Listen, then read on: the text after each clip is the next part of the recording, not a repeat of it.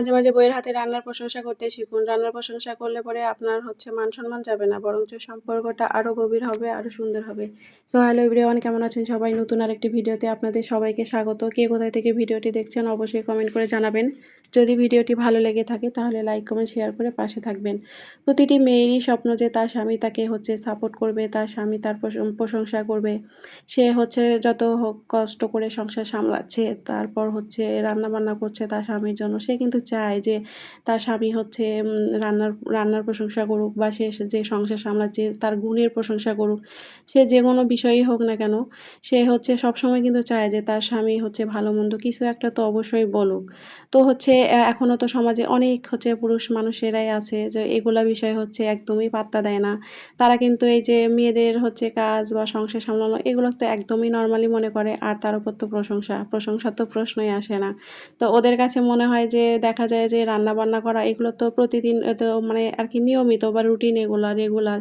তো ওদের রান্না ভালো হলেও খাইতে হবে, রান্না যদি খারাপ হয় তারপরেও খাইতে হবে। সো এগুলা নিয়ে তো এখানে আবার মাতামাতি করা বা প্রশংসা করা, ভালো-মন্দ বলা এগুলার কি দরকার? এগুলা কিন্তু অনেক পুরুষ মানুষেরাই মনে করে। যাই হোক আজকে দুপুর থেকে আর কি ভিডিওটি শুরু করছিলাম। তো আজকে দুপুরে আজকে পোলাও রান্না করছি, আর হাঁসের মাংস রান্না করছিলাম। তো এই যে দেখেন আমার ২ টা বাচ্চাই একসাথে কান্না শুরু করে দিছে। মানে ওদেরকে নিয়ে কিভাবে যে আমি কাজ করি সেটা শুধু আমিই জানি। তো আমি কিভাবে কাজ করব, আর ওরা ২ ভাই বোনই কান্না শুরু করে দিছে। মানে ২ জনেরই জেদ। তার মেয়েকে তো আমি কোলে নিয়ে কাজ করতেছিলাম, ও কোল থেকে নামবেই না। একে তো গরমের দিন, রান্নাঘরে এত গরম আমি নিজেই থাকতে পারি না। তার উপর মেয়েটা রান্নাঘরে এসে একবারে মানে ঘেমে-টেমে শেষ। আমি বারবার বলি যে, "মা ঘরে যাও, ঘরে রেখে আসি, খেলনা দিয়ে আসি।" তারপরেও ও যাবে না। মানে এতটা জেদ করে আরকি। যাই হোক আমি ওকে কোলে নিয়েই পরে কি করব, যে ওভাবেই কাজ করতেছিলাম একটু, একটু করে। আর এভাবেই কাজ করা লাগে। তো আজকে হাঁসের মাংসটা রান্না করব, আর হাঁসের মাংসটা আমি কষেই রান্না করছি। সব মসলা একসাথে দিয়েছিলাম, আর আজকে মাংসটা আমি সরিষার তেল দিয়ে রান্না করছি আরকি। মাংস রান্না করতে কিন্তু একটু সময় লাগে। আর আমি তো প্রেশার কুকারে রান্না করি না। আমি কড়াইতেই রান্না করি। একটু সময় নিয়ে রান্না করি আরকি। মানে ভালো করে আরকি কষিয়ে নেই। তো এজন্য একটু সময়ও লাগে।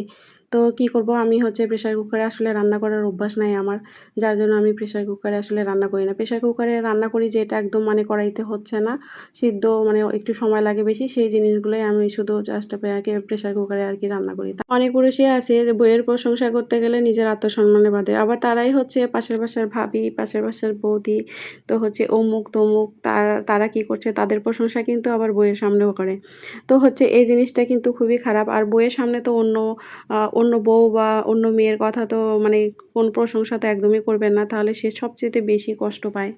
তো মাঝে, মাঝে বউয়ের প্রশংসা করুন। বউয়ের কাজের, বউ যে কষ্ট করছে আপনার সংসারে, যে পরিশ্রম করছে সেটাকে অ্যাপ্রিশিয়েট করুন। তাহলে দেখবেন আপনার সংসারে কীরকমভাবে মানে সুখ, শান্তি সবটাই বিরাজ করবে।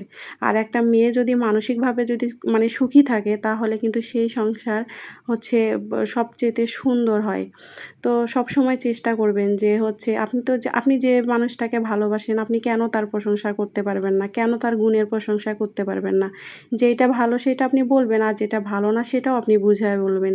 তাহলে আপনি অবশ্যই যদি আপনি বুঝায়ে বলেন, যদি যেটা আপনার পছন্দ হচ্ছে না সেটা যদি পার্টনারকে যদি বুঝায়ে বলেন, তাহলে অবশ্যই সে চেঞ্জ করার কিন্তু চেষ্টা করবে।